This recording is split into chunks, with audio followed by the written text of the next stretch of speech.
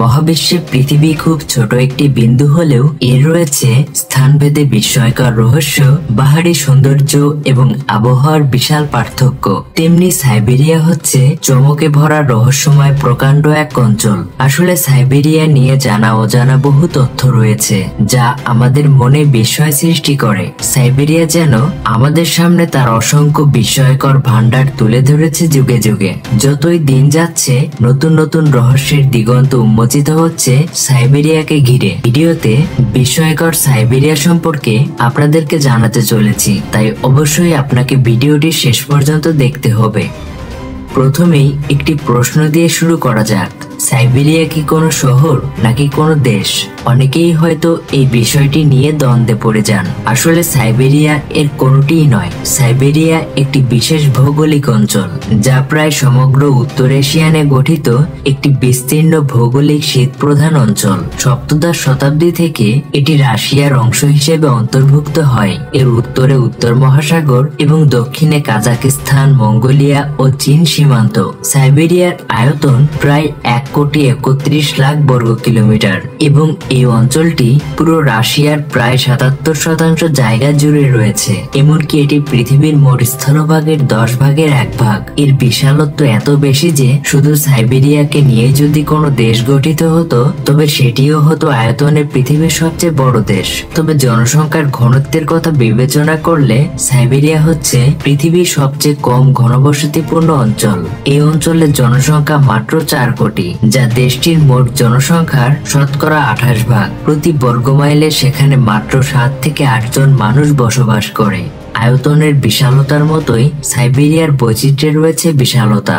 বিশালতা কেন বলছি সেটা জানা যাবে বাকি ভিডিওটা দেখলে। সাইবেরিয়ায় এমন কিছু বিষয় রয়েছে বা ঘটেছে যা পৃথিবীর অন্য কোথাও নেই বা ঘটেনি।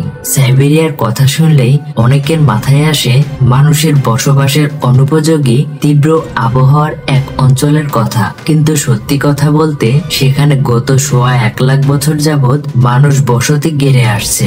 নিমকি, ইভনকি, বুরিয়াট সহ বহু আদিম মানব প্রজাতির বাস ছিল সাইবেরিয়ায়। বিশ্বের সবচেয়ে শীতলতম গ্রাম ওইমিয়াকন সাইবেরিয়ার তুন্দ্রা অঞ্চলে অবস্থিত। শীতকালে গ্রামটি এতটাই ঠান্ডা হয় যে ফুটন্ত গরম পানি যদি উপরে ছুড়ে মারা হয় তাহলে তা নিচে নামতে নামতে জমে বরফ হয়ে যায়। দর্শক, আমরা বাসায় যে ডিপ ফ্রিজ ব্যবহার করি তার চেয়েও প্রায় 3 গুণ ঠান্ডা এই স্থান। একটি ডিপ ফ্রিজের তাপমাত্রা থাকে সাধারণত -18 ডিগ্রি সেলসিয়াস, আর সেখানে শীতকালে এই স্থানটির তাপমাত্রা থাকে -50 ডিগ্রিরও নিচে। আর 1924 সালে এখানে সর্বোচ্চ তাপমাত্রা রেকর্ড করা হয়েছিল -71.2 ডিগ্রি সেলসিয়াস। জেনে অবাক হবেন যে শীতের সময় এই গ্রামে দিনে মাত্র 3 ঘন্টার জন্য সূর্য দেখা যায়। অক্টোবর থেকে এপ্রিল পর্যন্ত বছরে 7 মাসই বরফে ঢাকা থাকে। সাধারণ শ্বাস প্রশ্বাস নেওয়া মুশকিল হয়ে যায় এখানে। প্রচন্ড তুষারের মধ্যে শ্বাস নিলে সিগারেটের ধোঁয়ার মতো তৈরি হয়। লোকজন বাইরে বের হলে তাদের চোখের ব্রু থেকে শুরু করে শরীরের বিভিন্ন অংশে তুষারাবৃত হয়ে যায়। চশমার কাঁচ মুহূর্তে ঝাপসা হয়ে যায়, এমনকি জমে বরফ হয়ে যায়। এখানে কলা ঠান্ডায় জমে লোহার মতো শক্ত হয়ে যায়, যা দিয়ে খুব সহজেই হাতুড়ির কাজ চালানো যায়। আবার এই গ্রামে যদি কেউ কাপড় শুকাতে দেয় তবে তা বরফে জমে কাগজের বোর্ডের মতো শক্ত হয়ে যায়। শীতকালে এখানে কলম দিয়ে লেখা যায় না। অত্যধিক ঠান্ডায় কলমের কালি জমে শক্ত হয়ে যায়। এমনকি পানি পান করতে গেলেও মুহূর্তে গ্লাসের পানি জমে বরফ হয়ে যায়। তবে সবচেয়ে বড় সমস্যা হলো গ্রামের কেউ মারা গেলে বরফের কারণে তাকে কবর দেওয়ার জায়গাও পাওয়া যায় না। মৃত দেহভর্তি কফিন সমাধিস্থ করার আগে আগুন জ্বালিয়ে বরফযুক্ত মাটি কাটা হয়, আর এই প্রক্রিয়া সম্পন্ন করতে প্রায় 3 দিন সময় লেগে যায়। ওইমিয়াকন গ্রামটিতে প্রায় 500 মানুষের বসবাস। এই গ্রামের মানুষদের প্রধান পেশা মূলত বলগা হরিণ পালন, শিকার এবং মাছ ধরা। মাটি বরফে জমে থাকার কারণে এখানকার অধিবাসীরা ফসল চাষ করতে পারে না, তাই বলগা হরিণ এবং ঘোড়ার মাংসই এদের খাবারের প্রধান উৎস। শীতকালে এই এলাকার জেলেরা স্থানীয় নদীতে মাছ শিকার করতে যায়। এ সময় সব নদী জমে পুরোপুরি বরফ হয়ে থাকে। তবে জেলেদের মাছ পেতে তেমন বেগ পেতে হয় না। মাছের সন্ধানে ঈগল পাখি আগে থেকেই গর্ত খুঁড়ে রাখে। এছাড়া নদীতে গর্ত করে তারা সেই গর্তে ছিপ ফেলে মাছ ধরেন, আর তাতে ধরা পড়ে অনেক বড় বড় মাছও। এই গ্রামের বাড়িগুলো দেখতে বেশ অদ্ভুত হলেও আবহাওয়া উপযোগী। বাড়ির ভেতর থাকে কাঠ কয়লা দিয়ে আগুন জ্বালানো চুল্লির ব্যবস্থা, যেটা বেশ নিরাপদ। এভাবে 24 ঘন্টায় উষ্ণ থাকে ঘরের ভেতর। ওই মিয়াকনে খাবার পানির কোনো সন্ধান নেই। শীতকালে তাপমাত্রা এতটাই কম থাকে যে সেখানে সব পানি জমে বরফ হয়ে থাকে। স্থানীয় বাসিন্দারা ঘর গরম রাখার জন্য যে কাঠ পোড়ায়, সেখানে তারা পাটের মধ্যে বরফের টুকরো রেখে দেয় এবং সেটি তাদের খাবার পানির একমাত্র উৎস। সাইবেরিয়া তার তীব্র ও অসহনীয় শীতকালের জন্য বিখ্যাত হলেও সারা বছর জুড়ে সেখানকার তাপমাত্রা কিন্তু এতটা শীতল থাকে না। শীতকালে এ অঞ্চলের তাপমাত্রা 0-70 ডিগ্রি নিচে নেমে এলেও এখানকার গ্রীষ্মকাল কিন্তু বেশ উষ্ণ। পশ্চিম সাইবেরিয়ার কিছু এলাকায় তো গ্রীষ্মকালে তাপমাত্রা 35 ডিগ্রি সেলসিয়াস পর্যন্ত পৌঁছায়। এমন অদ্ভুত ঋতু বৈচিত্র্যের পেছনে দায়ী হচ্ছে এখানকার মহাদেশীয় জলবায়ু। তীব্র শীতকাল এবং উষ্ণ গ্রীষ্মকাল এ জলবায়ুর প্রধান বৈশিষ্ট্য। পৃথিবীর সবচেয়ে গভীরতম লেকের অবস্থান সাইবেরিয়ায়। এই লেকটির নাম বৈকাল।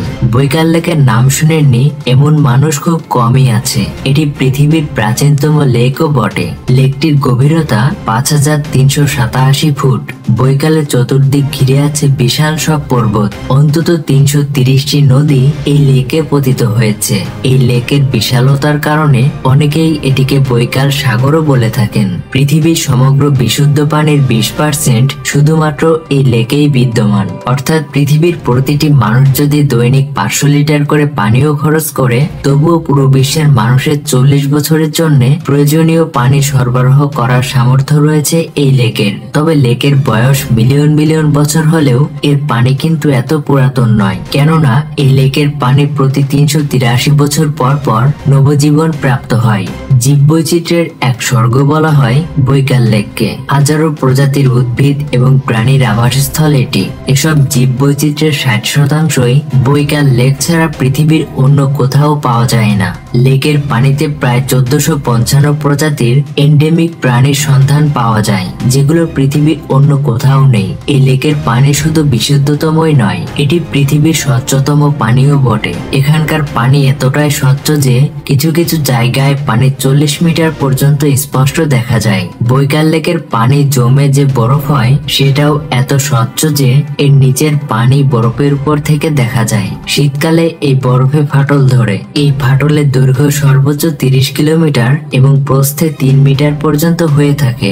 বরফের এই ফাটল দিয়ে পানিতে অক্সিজেন প্রবেশ করে, যা মাছের শ্বাস প্রশ্বাস নিতে সহায়তা করে। এই বিশাল লেক বছরের কিছু সময় শান্ত শীতল বরফপিণ্ড, আবার কিছু কিছু সময় তরঙ্গময় নদীর ভূমিকায় অবতারিত হয়। বিশ্বের দীর্ঘতম নদী নীল নদ মিশরে থাকলেও বিশ্বের প্রথম 10টি দীর্ঘতম নদীর 4টি রয়েছে সাইবেরিয়াতে। নদীগুলো হচ্ছে অব, আমুর, লেনা এবং ইয়েনিচেই। সমগ্র রাশিয়ায় প্রাকৃতিক গ্যাস ও খনিজ তেলের ভান্ডার হিসেবে বিবেচিত। তবে রাশিয়ার এই প্রাকৃতিক সম্পদগুলোর 70%-এরও বেশি আসে সাইবেরিয়া থেকে। বিশেষ করে পশ্চিম সাইবেরিয়ার প্রায় 20 লাখ বর্গ কিলোমিটার জায়গা জুড়ে রয়েছে এসব প্রাকৃতিক সম্পদের বিপুল সঞ্চয়। এই সাইবেরিয়ান খনিগুলোর কারণেই রাশিয়া আজ পৃথিবীর অন্যতম প্রাকৃতিক গ্যাস রপ্তানিকারক দেশ।